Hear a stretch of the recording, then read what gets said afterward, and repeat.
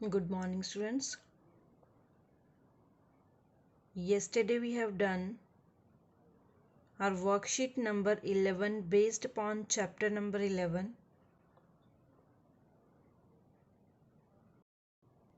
अगर आपकी worksheet 11 complete नहीं है तो उसको आप कंप्लीट करोगे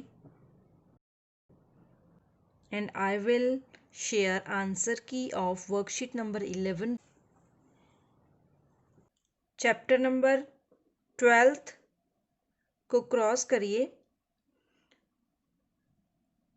उसके बाद है क्लास टेस्ट पेपर 2 जो कि पार्ट 7 से 12 पर आधारित है। लेकिन अभी हम ये जो टेस्ट पेपर है नहीं करेंगे, हम एग्ज़ाम्स के बाद इसको कंटिन्यू करेंगे। Clear? So today we will do our next chapter number 13।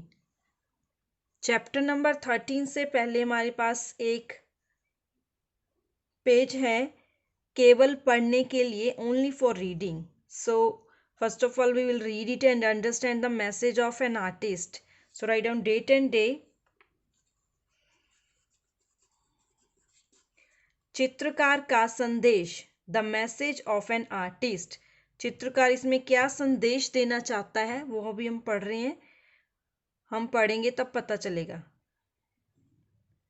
तो इसको पढ़कर हम इसके संदेश को समझेंगे। एक बार एक चित्रकार किसी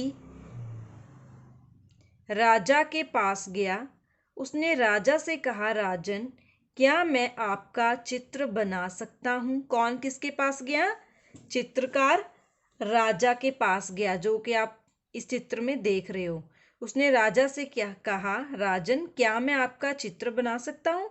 यह सुनकर राजा ने हाँ कह दिया, लेकिन एक शर्त भी रख दी कि जिस प्रकार तारों के बीच में चंद्रमा सुशोभित होता है, उसी प्रकार सभासदों के साथ मेरा चित्र भी बनाओगे। राजा ने चित्रकार को अगले दिन आने के लिए कहा। यह बात दरबार में फैल गई। रात के समय जब चित्रकार अपने कमरे में आराम कर रहा था, तब राजा का एक दरबारी उसके पास आया। उसने चित्रकार से कहा, देखो, मेरे कान छोटे हैं, लेकिन चित्र में मेरे कान छोटे नहीं दिखने चाहिए। किसने कहा? जब रात को चित्रकार अपने कमरे में आराम कर रहा था, तो राजा का दरबारी उसके पास गया और उसने बोला कि मेरे कान छोटे हैं और चित्र में छोटे नहीं दिखने चाहिए। उस दरबारी के जाने के बाद एक दूसरा वृद्ध दरबारी आया। उसने चित्रकार से कहा, बेटा, अब मैं बूढ़ा हो गया हूँ, लेकिन जब मैं राजा की सेवा में आया था तब मैं जवान था। चित्र में मुझे जवान ही दिखाना। तो सभी अपनी अपनी फरमाइश लेके आ रही हैं, किसके पास? चित्रकार के पास। कुछ देर बाद एक और दरबारी आया और चित्रकार से बोला, देखो, अब मेरा पेट निकल गया है, पहले ऐसा नहीं था। चित्र में मेरा पेट ऐसा न आए तो अच्छा रहेगा। शरीर का क्या भरोसा, वह तो बदलता रहता है, किंतु चित्र तो हमेशा वही रहेगा। इस प्रकार अनेक दरबारी आए और सभी ने अपनी अपनी कोई ना कोई कमजोरी छिपाने का अनुरोध चित्रकार से किया। दूसरे दिन चित्रकार दरबार में आया और उसने चित्र बनाया। राजा ने चित्र देखा तो आश्चर्यचकित रह गए। राजा ने चित्रकार से कहा, मेरा चित्र तो तुमने सही बना दिया, लेकिन दरबारियों के चेहरों पर मुखौटे क्यों लगा दिए? चित्रकार ने राजा को सारी बात बता दी और कहा, महाराज, आपका कोई भी दरबारी अपने असली रूप में नहीं दिखना चाहता था, तो मैं क्या करता? तब राजा ने कहा, अब सब दोहरा जीवन कि हम सब दोहरा जीवन जीते हैं। अंदर से कुछ होते हैं और लेकिन ऊपर से कुछ और दिखाना चाहते हैं। आज संसार का यही हाल है। आज लोग अंदर से कुछ होते हैं, आज लोग अंदर से कुछ होते हैं और बाहर से कुछ दिखाई देते हैं। चारों ओर छलावा ही छलावा है, मीन्स दिखावा ही दिखावा है। तो ये है हमारा मैसेज जो हमें इस चित्रकार से मिला। क्या? कि चित्रकार ने सभी दरबारियों की बात सुनी और फिर जब लास्ट में उसने चित्र बनाया तो उसने उनके चेहरों पर मुखौटे लगा दिए। तो चित्र को देखकर राजा बोला कि हम सब दोहरा जीवन जीते हैं, मीन्स डबल डबल फेसेट बोलते हैं ना, कि दो फेस हैं, कि हम अंदर से कुछ और होते हैं और बाहर से कुछ और होते हैं। हम अंदर से कुछ होते हैं लेकिन ऊपर से कुछ और दिखाना चाहते हैं। तो आज संसार का भी यही हाल है। आज अंदर से कुछ होते हैं और बाहर से कुछ दिखाई देते हैं। चारों ओर छलावा ही छलावा है। ये सारा मैसेज है जो राजा ने दिया चित्रकार के चित्र को देखकर। क्लियर? तो हमें क्या ऐसा ही बनना चाहिए? नो, हमें वैसा बनना चाहिए जो हम अंदर से हैं वही हम बाहर से होने चाहिए। क्लियर? लेकिन आजकल ऐसा नहीं है, लोग अंदर से कुछ होते हैं और बाहर से कुछ और होते हैं। Right? Let's start our next chapter, chapter number 13, knowledge of truth means सत्य का ज्ञान। It's on page number 86। Write down date and day. तो इस चित्र में आप क्या देख रहे हो? ये चित्र में गौतम बुद्ध है। क्लियर? और ये कुछ लोग हैं जो इनके पास आए हैं। तो चलिए इस स्टोरी को पढ़ते हैं और समझते हैं कि इस चित्र में ये सब क्यों दिखाए गए हैं। So let's start. बच्चों, गौतम बुद्ध का नाम तो आपने सुना होगा। सुना है आपने गौतम बुद्ध का नाम? ऐसे थे गौतम बुद्ध। ये एक बहुत बड़े संत महात्मा थे। एक बार महात्मा बुद्ध मगध राज्य के, ये राज्य का नाम है मगध, के किसी गांव में ठहरे हुए थे। एक दिन प्रातःकाल वे अपने शिष्यों के साथ धर्म चर्चा कर रहे थे, मीन्स डिस्कशन कर रहे थे रिलीजन पर, धर्म पर। तभी एक स्त्री, ये लेडी, रोती हुई उनके पास आई। वह दुख के कारण अपना सिर पीट रही थी। क्यों? गौतम बुद्ध ने उसे शांत किया और पूछा, देवी, तुम रो क्यों रही हो? मुझे अपने दुख का कारण बताओ। किसने बोला? गौतम बुद्ध ने। उस स्त्री ने रोते रोते ही कपड़े में लिपटे हुए एक बच्चे को उनके सामने लिटाया और बोली, प्रभु, यह मेरा बेटा है। इसे सांप ने काट लिया है और यह मर गया है। ये देखिए, ये बच्चा लेके आई ये लेडी, स्त्री, और ये गौतम बुद्ध को बोल रही है कि इसको सांप ने काट लिया और ये मर गया है। गौतम बुद्ध ने करुण मीन्स दर्द भरी आवाज, करुण स्वर में कहा, तो अब आप मेरे पास किस प्रयोजन से आई हैं? प्रयोजन क्या होता है? प्रयोजन होता है उद्देश्य, कि क्यों आई हैं।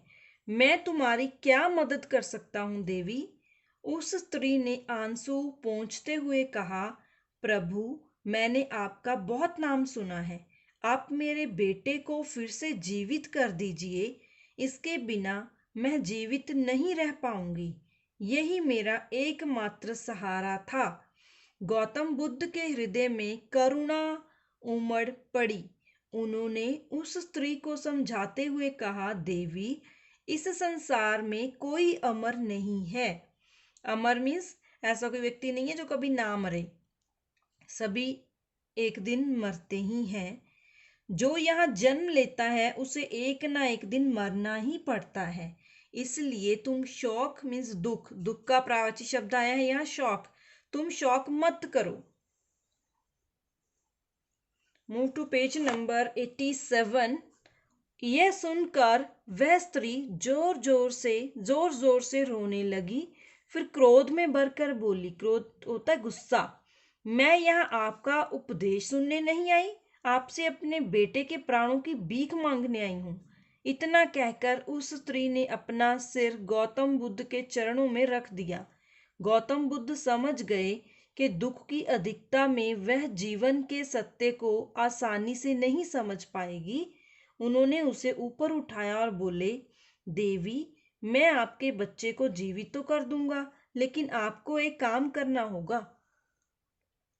तो गौतम बुद्ध ने उनको क्या काम बताया होगा? वह तुरंत बोली, वह काम मुझे शीघ्र बताइए भगवान। अपने बेटे को जीवित कराने के लिए मैं कुछ भी कर सकती हूँ। गौतम बुद्ध ने कहा, आपको अधिक कुछ नहीं करना है। आप केवल इतना कर दीजिए कि किसी भी घर से एक मुट्ठी सरसों मांगकर ला दीजिए।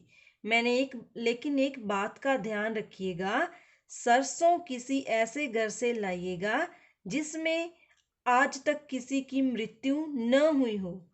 तो उस स्त्री ने सोचा, ये तो कोई कठिन काम नहीं है।